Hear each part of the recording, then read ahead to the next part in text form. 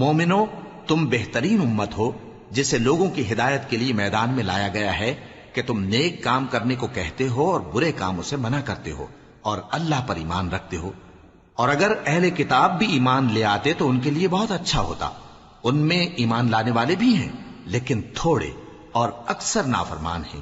یہ تمہیں خفیف سی تکلیف کے سوا کچھ نقصان نہیں پہنچا سکیں گے، اور اگر تم سے لڑیں گے تو پیٹ پھیر کر بھاگ جائیں گے، پھر ان کو مدد بھی کہیں سے نہیں ملے گی۔ یہ جہاں نظر آئیں گے تم دیکھو گے کہ ذلت ان سے چمٹ رہی ہے، بجز اس کے کہ یہ اللہ کی پناہ میں یا مسلمان لوگوں کی پناہ میں آ جائیں۔ اور یہ لوگ اللہ کے غضب میں گرفتار ہیں اور ناداری ان سے لپٹ رہی ہے۔ یہ اس لیے کہ اللہ کی آیتوں سے انکار کرتے تھے اور اس کے پیغمبروں کو ناحق قتل کر دیتے تھے۔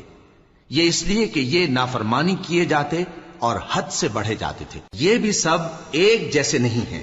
ان اہل کتاب میں کچھ اچھے لوگ بھی ہیں جو رات کے اوقات میں اللہ کی آیتیں پڑھتے اور اس کے آگے سجدے کرتے ہیں۔ وہ اللہ پر اور روز آخر پر ایمان رکھتے اور اچھے کام کرنے کو کہتے اور بری باتوں سے منع کرتے اور نیکیوں پر لپکتے ہیں، اور یہی لوگ نیکوکار ہیں۔ اور یہ جس طرح کی نیکی کریں گے اس کی ناقدری نہیں کی جائے گی، اور اللہ پرہیزگاروں کو خوب جانتا ہے۔ جو لوگ کافر ہیں ان کے مال اور اولاد اللہ کے مقابلے میں ان کے ہرگز کام نہ آئیں گے، اور یہ لوگ اہل دوزخ ہیں کہ ہمیشہ اسی میں رہیں گے۔ یہ لوگ جو مال دنیا کی زندگی میں خرچ کرتے ہیں اس کی مثال آندھی کسی ہے جس میں سخت سردی ہو، اور وہ ایسے لوگوں کی کھیتی پر جو اپنے آپ پر ظلم کرتے تھے چلے اور اسے تباہ کر دے۔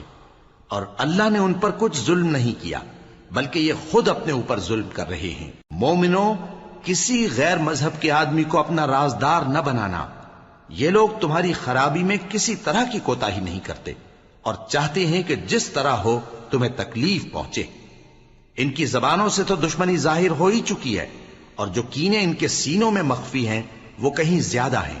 اگر تم عقل رکھتے ہو تو ہم نے تم کو اپنی آیتیں کھول کھول کر سنا دی ہیں۔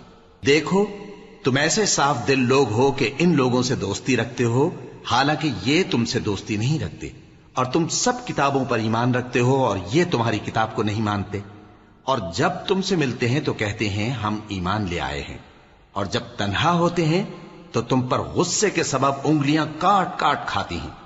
ان سے کہہ دو کہ اپنے غصے میں مر جاؤ، اللہ تمہارے دلوں کی باتوں سے خوب واقف ہے۔ اگر تمہیں آسودگی حاصل ہو تو ان کو بری لگتی ہے، اور اگر تمہیں رنج پہنچے تو خوش ہوتی ہیں۔ اور اگر تم تکلیفوں کی برداشت اور نافرمانی سے کنارہ کشی کرتے رہو گے تو ان کا فریب تمہیں کچھ بھی نقصان نہ پہنچا سکے گا۔